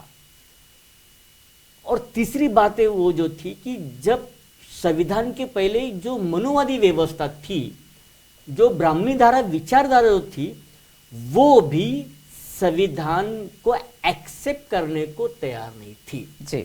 ये सारी चीजें थी। और ये सारी चीजें तो सोचो, जब डॉक्टर बाबा साहब आम्बेडकर ने यानी संविधान भारत को दे दिया, तो देने के बाद भी काफी आलोचना का यानी उनको सामना करना पड़ा। संविधान लागू होने के बाद भी उन लोगों को मनाने के लिए डॉक्टर बाबा साहब आम्बेडकर को काफी यानी कठिन परिश्रम भी करना पड़ा। तो ये सारी चीजें रही। और खास तौर पे दो मुख्य संगठन उस समय जो थी, सीधे तौर पे अगर हम उनका नाम ले तो वो हिंदूवादी कट्टरपंथी संगठन थे। वो नहीं चाहते थे कि भारत के अंदर में संवैधानिक तौर पर भारत देश चले, क्योंकि वो मनुवाद की व्यवस्था चाहते थे। और मनुवाद की व्यवस्था ऐसी थी कि जो इंसान को इंसानियत के बाहर रखते हुए कुछ लोगों के हाथों में पावर देके बाकी सारे लोगों को गुलाम बनाया जाए। मगर डॉक्टर बाबा साहब आम्बेडकर, जो आज भी लोग बार बार कहते हैं, आपका क्वेश्चन भी था कि डॉक्टर बाबा साहब आम्बेडकर का जो संविधान था वो किसी विशेष जाति वर्ग के लिए नहीं था। डॉक्टर बाबा साहब आम्बेडकर का जो संविधान था वो इसीलिए इन लोगों ने नाकारा। पहला, उसमें एजुकेशन के राइट्स मिले, जो संविधान के पहले शोषित पीड़ित समाज, दबले कुचले वंचित समाज को नहीं था। तो डॉक्टर बाबा साहब आम्बेडकर ने आर्टिकल 21 के माध्यम से सबसे पहले हमको शिक्षित करने की कोशिश की। दूसरी बात, समानता का अधिकार की अगर बात करें तो आर्टिकल 14 और आर्टिकल 18 के माध्यम से डॉक्टर ने हमें इक्वलिटी दी। फिर हम तीसरी बात करें कि हमें हमारा जीवन कैसे व्यापन करना चाहिए, हमें जीवन कैसी जीना चाहिए, तो इसलिए डॉक्टर बाबा साहब आम्बेडकर ने संविधान के तौर पर आर्टिकल 19 की बातचीत की, जो आपका जीवन व्यापन किस तरह से हो भारत के अंदर में। फिर आरक्षण की जो बात आती है, तो आरक्षण इसलिए दिया गया था कि ताकि वो किसी विशेष के लिए नहीं, तो फिर वो जो उस समय की जो शोषित पीड़ित समाज था, उनको शिक्षा का अभाव था, उनके पास में पैसे की कमी थी, सारी चीजें, इसलिए वो आरक्षण लागू हुआ। अंतिम बात थी कि स्वास्थ्य, और जिसे हम कह सकते कि जैसे हम यूके में नेशनल हेल्थ सर्विस कहते, आज भी भारत में नेशनल हेल्थ सर्विस नहीं है, जबकि 74 ईयर्स हम कॉन्स्टिट्यूशन डे सेलिब्रेट करने को जा रहे हैं। तो आज भारत के लोगों को उनका एक अपना स्वास्थ्य केंद्र हो, और वो ऑफिसर्स के माध्यम से या फिर डॉक्टर्स के माध्यम से या फिर अस्पतालों के माध्यम से उनकी सेवा फ्री में हो। इसलिए डॉक्टर बाबा साहब आम्बेडकर ने आर्टिकल 47 के माध्यम से यानी स्वास्थ्य सेवा भी लागू की। लेकिन इन मुद्दे के ऊपर में आज भारत में जन जागृति नहीं होती है, और सिर्फ और यही कारण था कि ये सारी व्यवस्था उन शोषित, पीड़ित, वंचित लोगों को जाने वाली है। इसलिए उस समय की जो छोटी मोटी रियासी थे वो भी विरोध कर रहे थे, और जो ब्राह्मणीवादी विचारधारा थी, जो मनुवादी विचारधारा थी, वो तो और ज्यादा विरोध कर रहे थे। ये उनको विरोध का कारण था। तो इसके इसको तो ये जो बात थी, इसके बाद में आपने बातचीत की कि 26 डॉक्टर बाबा साहब आम्बेडकर या फिर उस समय की जो पहली गवर्नमेंट थी, तो उन्होंने 26 नवंबर 1950 यही दिन क्यों चुना? इसके पीछे कांग्रेस का, उस समय भारतीय कांग्रेस का बहुत बड़ा एक राजनीतिक इशू था। क्योंकि 1930 में कांग्रेस ने एक पहल चलाई थी, संपूर्ण स्वराज, उसका नाम था संपूर्ण स्वराज। और यह संपूर्ण स्वराज के माध्यम से यह तय किया गया कि अगर संविधान लागू करना है तो वो 26 नवंबर 1950 इस दिन ही वो लागू किया जाए। और 26 नवंबर 1930 को संपूर्ण स्वराज की परिभाषा उस समय भारतीय कांग्रेस ने रखी थी। और डॉक्टर बाबा साहब आम्बेडकर ये कहते थे कि आपने वो जो दिन चुना, इसके लिए मैं सहमत नहीं हूं, क्योंकि ये दिन आप एक संग्राम का दिन बता रहे हो, लेकिन उस संग्राम से भारत का शोषित, पीड़ित, वंचित समाज को क्या मिला? वो तो कोसों दूर था, उसे इसके फायदे भी नहीं मालूम थे, नुकसान भी नहीं मालूम थे। तो इस कारण डॉक्टर बाबा साहब आम्बेडकर ने यानी 26 नवंबर 1956 इस दिन का विरोध भी किया था। लेकिन समय के हिसाब से फिर वो डॉक्टर बाबा साहब आम्बेडकर ने उसको अपना भी लिया, क्योंकि बाबा साहब जीवित थे, है ना। तो लेकिन अगर इसकी ये छोटी मोटी अगर बात के ऊपर ध्यान दे तो डॉक्टर बाबा साहब आम्बेडकर ने 26 नवंबर 1950 का विरोध भी किया था। तो जिस तरह पंते जी आप जी ने दस्या है कि ਭਾਰਤ ਵਿੱਚ ਬਹੁਤ ਸਾਰੇ ਪਛੜੇ ਹੋਏ ਲੋਕਾਂ ਨੂੰ ਵੀ ਜਿਹੜਾ ਪਛੜੇ ਹੋਏ ਲੋਕਾਂ ਦੇ ਲਈ ਬਣਾਇਆ ਗਿਆ ਮੰਨਿਆ ਜਾਂਦਾ ਸੰਵਿਧਾਨ। ਜਿਸ ਤਰ੍ਹਾਂ ਤੁਸੀਂ ਬਹੁਤ ਸਾਰਾ ਐਕਸਪਲੇਨੇਸ਼ਨ ਵੀ ਦਿੱਤੀ ਹੈ ਕਿ ਰਿਜ਼ਰਵੇਸ਼ਨ ਦੀ ਜਿਹੜੀ ਗੱਲ ਲਈ ਜਾਂਦੀ ਹੈ, ਬਹੁਤ ਸਾਰੇ ਲੋਕ ਭਾਰਤ ਦੇ ਵਿੱਚ ਇਸ ਤਰ੍ਹਾਂ ਕਰੋੜਾਂ ਦੀ ਜਨਸੰਖਿਆ ਹੈ, ਉਹ ਸੋਚਦੇ ਆ ਕਿ ਸੰਵਿਧਾਨ ਦੇ ਵਿੱਚ ਸਿਰਫ ਗਰੀਬ ਲੋਕਾਂ ਦੇ ਪੱਖ ਦੇ ਲਈ ਉਹਨਾਂ ਨੂੰ ਰਿਜ਼ਰਵੇਸ਼ਨ ਦੇਣੀ, ਨੌਕਰੀਆਂ ਦੇਣੀਆਂ, ਇੰਨੀ ਕੁ ਚੀਜ਼ ਉਸ ਦੇ ਵਿੱਚ ਸ਼ਾਮਿਲ ਹੈ। ਸੰਵਿਧਾਨ ਵਿਰੋਧੀ ਲੋਕ ਇਸ ਦੇ ਬਾਰੇ ਸੋਚ ਰੱਖਦੇ ਹਨ ਤੇ ਸੰਵਿਧਾਨ ਦੇ ਵਿੱਚ ਬਹੁਤ ਸਾਰੀਆਂ ਅਮੈਂਡਮੈਂਟ ਕੀਤੀਆਂ ਜਾ ਰਹੀਆਂ ਪ੍ਰੈਜ਼ੈਂਟ ਟਾਈਮ ਦੇ ਵਿੱਚ। ਪਿਛਲੇ ਸਾਲਾਂ ਦੇ ਵਿੱਚ ਦੇਖਿਆ ਜਾਵੇ ਪੰਜਾਬੀ ਦੇ ਵਿੱਚ ਸਿੱਧਾ ਕਿਹਾ ਜਾ ਰਿਹਾ ਕਿ ਸੰਵਿਧਾਨ ਦੀਆਂ ਧੱਜੀਆਂ ਉਡਾਈਆਂ ਜਾ ਰਹੀਆਂ, ਡੇ ਬਾਈ ਡੇ ਪੰਨੇ ਪਾੜੇ ਜਾ ਰਹੇ ਨੇ ਤੇ ਸੰਵਿਧਾਨ ਦੇ ਵਿੱਚ ਅਮੈਂਡਮੈਂਟਸ ਕਰਕੇ ਸਮੇਂ ਦੇ ਨਾਲ ਹਰ ਗਰੁੱਪ ਵੱਲੋਂ, ਹਰ ਪੋਲੀਟੀਸ਼ੀਅਨ ਵੱਲੋਂ, ਹਰ ਸਿਸਟਮ ਦੇ ਵੱਲੋਂ ਜੋ ਭਾਰਤ ਦਾ ਇਸ ਟਾਈਮ ਤੇ ਸਿਸਟਮ ਹੈ, ਪੋਲੀਟੀਕਲ ਸਿਸਟਮ, ਉਹਦੇ ਨਾਲ ਤਬਦੀਲੀਆਂ ਕੀਤੀਆਂ ਜਾ ਰਹੀਆਂ ਆ। ਉਹ ਤੁਸੀਂ ਇਸ ਦਾ ਕਿੰਨਾ ਕੁ ਦੱਸ ਦਿਓ ਕਿ ਭਾਰਤ ਦਾ ਸੰਵਿਧਾਨ ਉਸ ਤਬਦੀਲੀਆਂ ਦੇ ਨਾਲ ਕਿੰਨਾ ਕੁ ਵੀਕ ਹੋ ਰਿਹਾ ਹੈ ਜਾਂ ਸਟਰੋਂਗ ਹੋ ਰਿਹਾ है, ਕੀ ਤੁਸੀਂ ਇਸ ਦੇ ਬਾਰੇ कहोगे?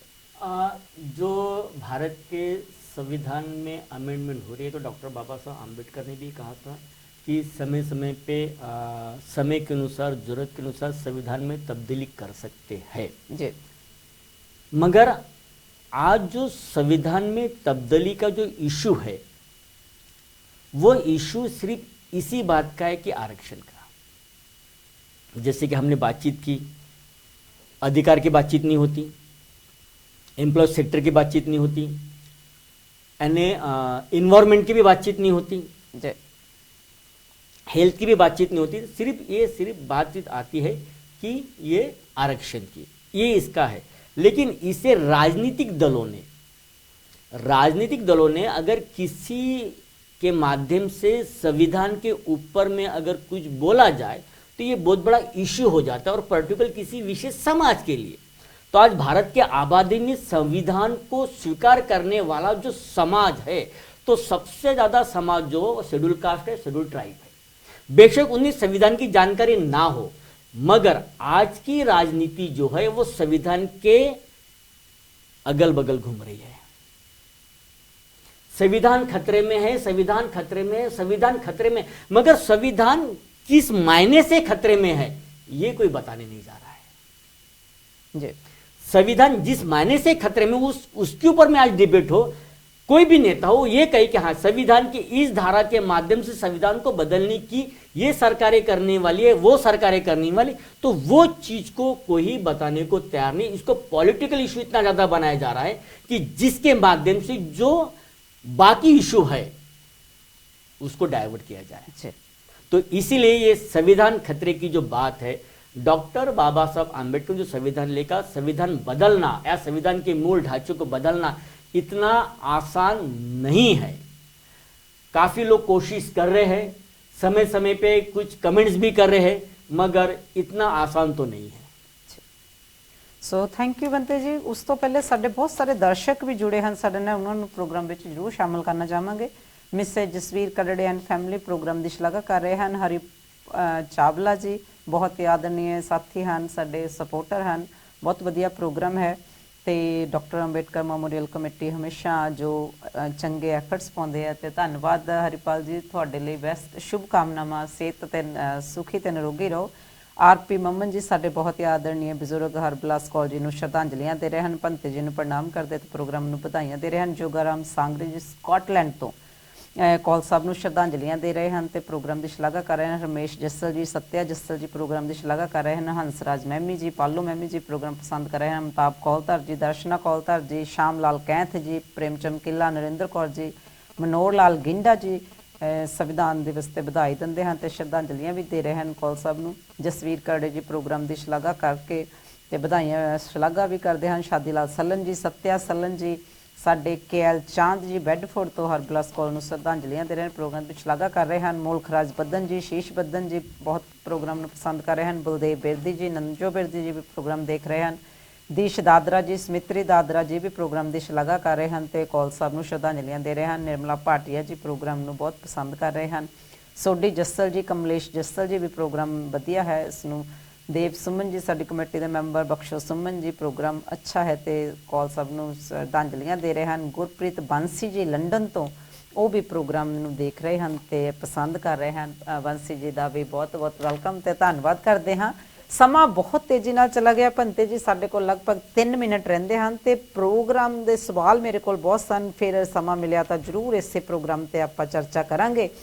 एक सवाल तुहाडे नाल है, जिस तरह असीं धर्म निरपक्षता की गल कीती, संविधान दे विच बाबा साहब ने हर धर्म नूं, हर धर्म के व्यक्ति नूं धर्म की फ्रीडम के वास्ते, धर्म नूं अपनाउण दे वास्ते एक संविधा बनाई सी, धर्म निरपक्ष देश।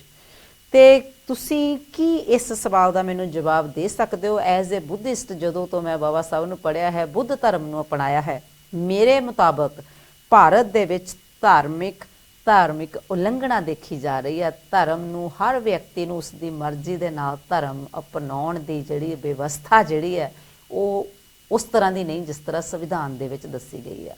की तुसी इस नाल एग्री हो कि भारत विच धर्म की उलंघना की जा रही है? ऐसे है कि ये बहुत बड़ा इशू है। संविधान के तौर पर भारत एक धर्म निरपेक्ष गणराज्य है जी, और संविधान हमें ये राइट्स दे रहा है कि हर एक जाति, मजहब, धर्म, पंथ, मुस्लिम हो, बुद्धिस्ट हो, सिख हो, ईसाई हो, सभी को अपने अपने धर्मों के मुताबिक जीने के अधिकार है जी, ये संविधान कहता है। मगर कुछ मनुवादी व्यवस्था जो है वो किसी एक धर्म के माध्यम से पूरे भारत में राजनीति करने जा रही है।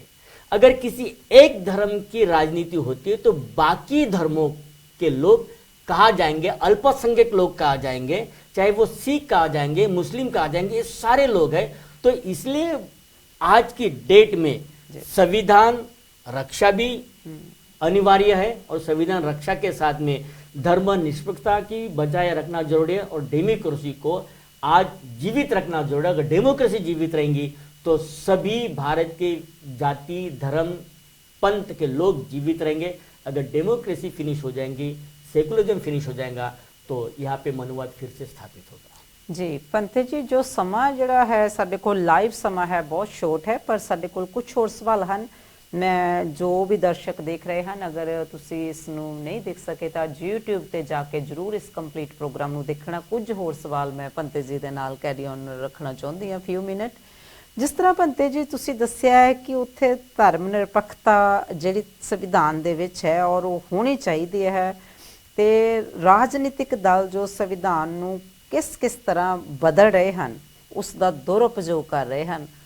ਕੀ ਤੁਸੀਂ ਸਾਨੂੰ ਥੋੜਾ ਜਿਹਾ ਇਸ ਦੇ ਬਾਰੇ ਦੱਸ ਸਕਦੇ ਹੋ ਕਿ ਜਿਹੜੀਆਂ ਪੋਲੀਟੀਕਲ ਪਾਰਟੀਆਂ ਹੈ ਉਹ ਸੰਵਿਧਾਨ ਨੂੰ ਕਿਸ ਤਰ੍ਹਾਂ ਇਸ ਨੂੰ ਮਿਸਯੂਜ਼ ਕਰ ਰਹੇ ਹੈ, ਕਿਸ ਤਰ੍ਹਾਂ ਇਸ ਦੇ ਨਾਲ ਛੇੜछाड़ ਹੋ ਰਿਹਾ ਹੈ? आज की राजनीति में संविधान से तो छेड़खानी वो एक इशू बना के कर रहे हैं, कोई तो भी एक इशू, क्योंकि ये काफ़ी भावनिक इशू है, लोगों का इमोशनल इशू है, और उसके वजह से सारी पार्टियां इसको इशू बनाती हैं। एक पार्टी ये कहेंगे कि संविधान खतरे में है, तो दूसरी पार्टी ये करेंगे कि नहीं, संविधान को अगर हम लागू करते तो हम लोग खतरे में हैं। तो ये इमोशनल इशू बनाया जाता है, और इसे सभी राजनीतिक पार्टी अपने अपने लोगों को वोट बैंक की तरफ कन्वर्ट करके सत्ता में बने रहने की कोशिश करती है। और सत्ता में आने के बाद में उसका इम्प्लीमेंटेशन नहीं होता है। तो आज भारत की जनता को ये सोचना है, समझना है, संविधान अगर है तो तुम्हारे हक, तुम्हें न्यायपालिका के माध्यम से, शिक्षा के माध्यम से ये सारे अधिकार तुम्हें प्राप्त होते रहेंगे।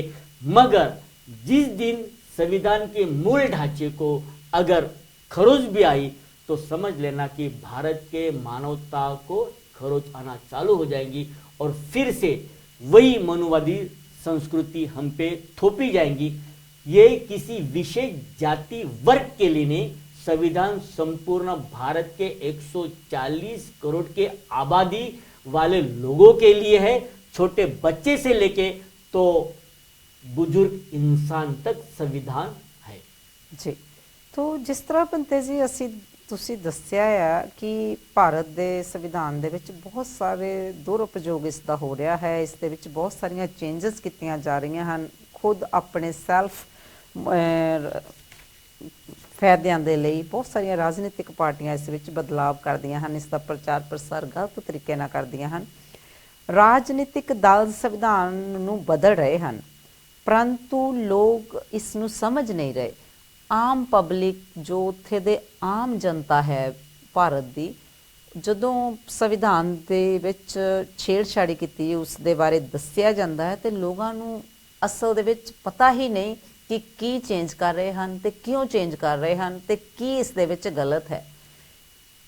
क्यों नहीं ये भारत दे लोग इस नूं समझ नहीं सके, इसका कोई कारण खास तुसी दस सकते हो कि क्यों नहीं समझ रहे?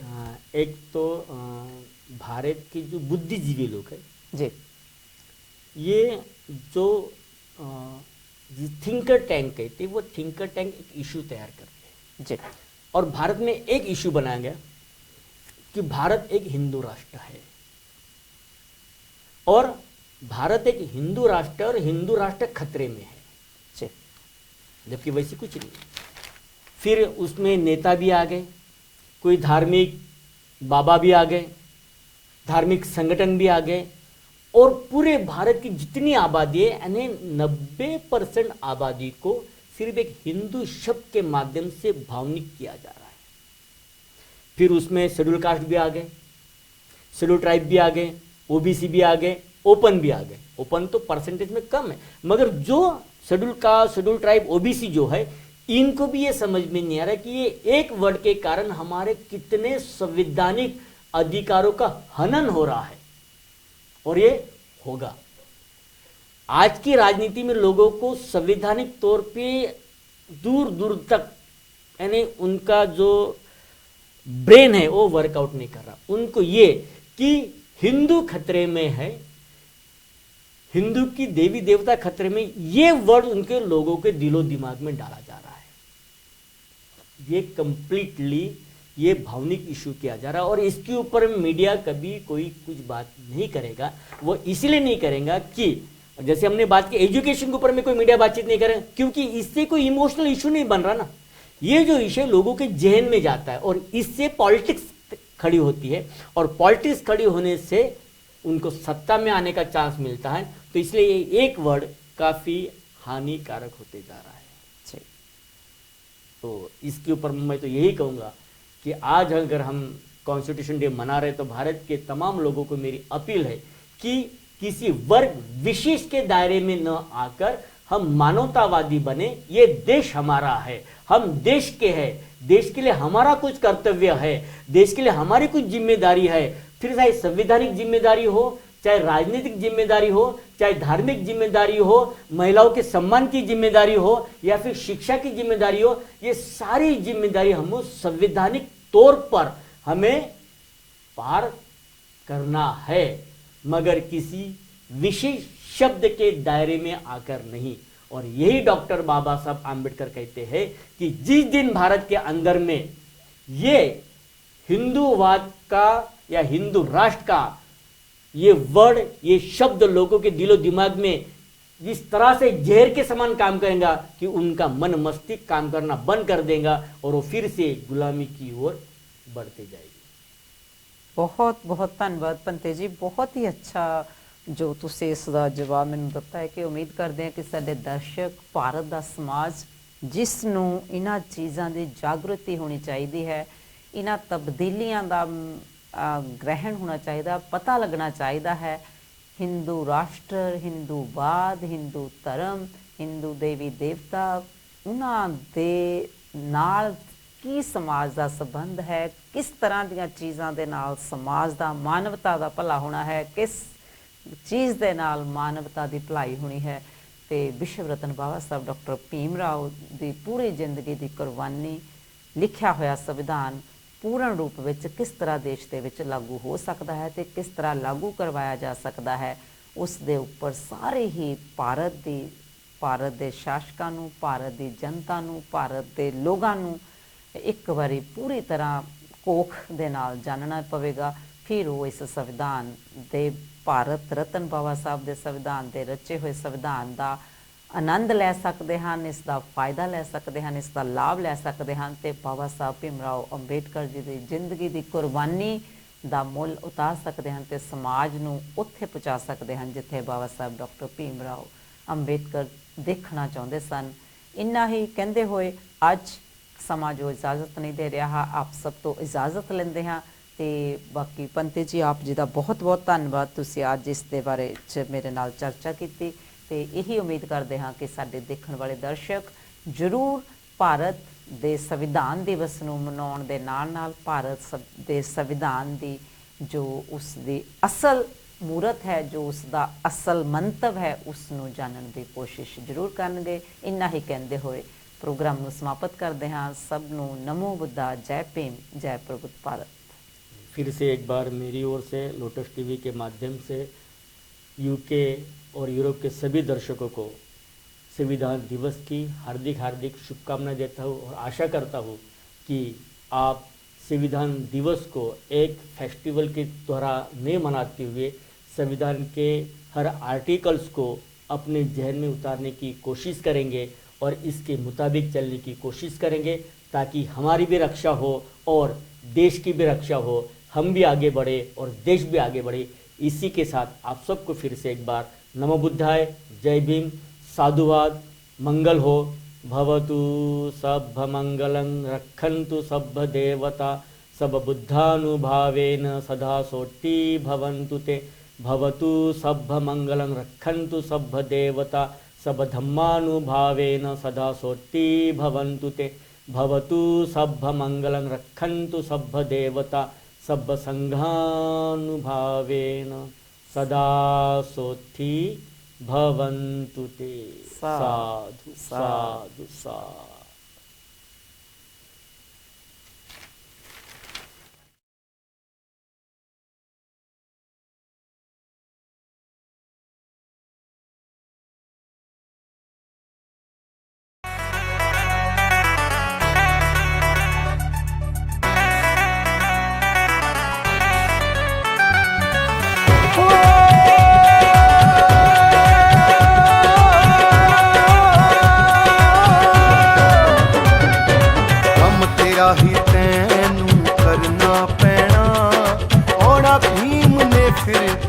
ਦੁਬਾਰਾ ਨਾ, ਕੰਮ ਤੇਰਾ ਹੀ ਤੈਨੂੰ ਕਰਨਾ ਪੈਣਾ, ਆਉਣਾ ਭੀਮ ਨੇ ਫਿਰ ਦੁਬਾਰਾ ਨਾ। ਜਿਹੜਾ ਪਲ ਪਲ ਤੇਰੀ ਰੱਖਿਆ ਕਰੇ, ਉਹ ਸੰਵਿਧਾਨ ਬਿਨਾ ਗੁਜ਼ਾਰਾ ਨਾ, ਕੰਮ ਤੇਰਾ ਹੀ ਤੈਨੂੰ ਕਰਨਾ ਪੈਣਾ, ਆਉਣਾ ਭੀਮ ਨੇ ਫਿਰ ਦੁਬਾਰਾ ਨਾ, ਕੰਮ ਤੇਰਾ ਹੀ ਤੈਨੂੰ ਕਰਨਾ ਪੈਣਾ, ਆਉਣਾ ਭੀਮ ਨੇ ਫਿਰ ਦੁਬਾਰਾ ਨਾ।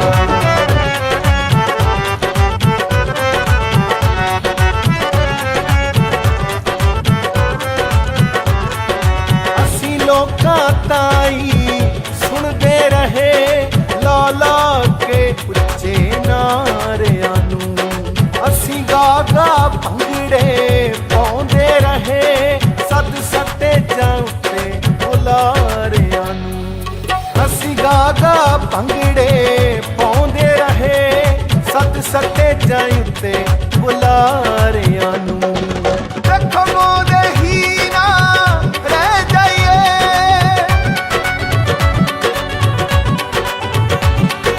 ਦੇਖੋ ਮੋਦੇ ਹੀ ਨਾ ਰਹਿ ਜਾਈਏ, ਜੇ ਦਿੱਤਾ ਜਵਾਬ ਕਰਾਰਾ ਨਾ, ਕੰਮ ਤੇਰਾ ਹੀ ਤੈਨੂੰ ਕਰਨਾ ਪੈਣਾ, ਆਉਣਾ ਭੀਮ ਨੇ ਫਿਰ ਦੁਬਾਰਾ ਨਾ, ਕੰਮ ਤੇਰਾ ਹੀ ਤੈਨੂੰ ਕਰਨਾ ਪੈਣਾ, ਆਉਣਾ ਭੀਮ ਨੇ ਫਿਰ ਦੁਬਾਰਾ ਨਾ।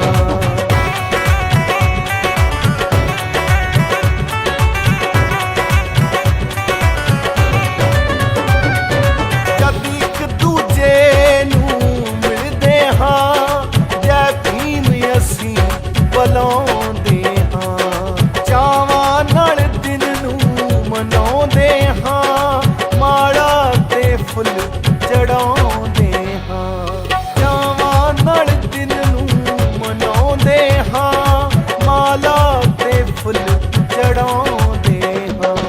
ਸਾਨੂੰ ਭੀਮ ਰਾਓ ਨੇ ਸਮਝਾਇਆ,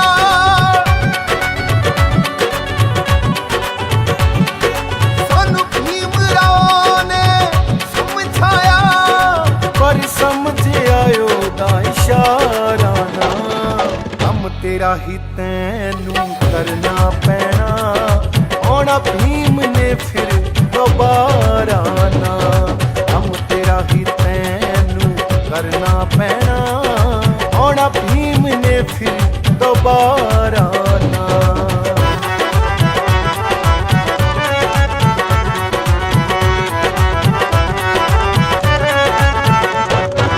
ਅੱਜ ਗੌਤਮ ਬੁੱਧ ਦੀ ਧਰਤੀ ਤੇ ਲੋਕ ਵੰਡੀਆਂ ਪਾਉਣਾ ਚਾਹੁੰਦੇ ਨੇ, ਇਹ ਕਸਮਾਂ ਖਾਂ ਸੰਵਿਧਾਨ ਦੀਆਂ ਉਹਨੂੰ ਹੀ ਹਟਾਉਣਾ ਚਾਹੁੰਦੇ ਨੇ, ਇਹ ਕਸਮਾਂ ਖਾਂ ਸੰਵਿਧਾਨ ਦੀਆਂ ਉਹਨੂੰ ਹੀ ਹਟਾਉਣਾ ਚਾਹੁੰਦੇ ਨੇ।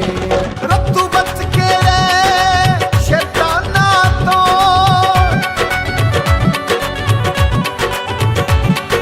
ਰੱਤੂ ਬਚ ਕੇ ਰਹਿ ਸ਼ੈਤਾਨਾਂ ਤੋਂ, ਪਰ ਦੇਵਨ ਕੋਈ ਕਾਰਾ ਨਾ, ਕੰਮ ਤੇਰਾ ਹੀ ਤੈਨੂੰ ਕਰਨਾ ਪੈਣਾ, ਆਉਣਾ ਭੀਮ ਨੇ ਫਿਰ ਦੁਬਾਰਾ ਨਾ, ਕੰਮ ਤੇਰਾ ਹੀ ਤੈਨੂੰ ਕਰਨਾ ਪੈਣਾ, ਆਉਣਾ ਭੀਮ ਨੇ ਫਿਰ ਦੁਬਾਰਾ ਨਾ, ਆਉਣਾ ਭੀਮ ਨੇ ਫਿਰ ਦੁਬਾਰਾ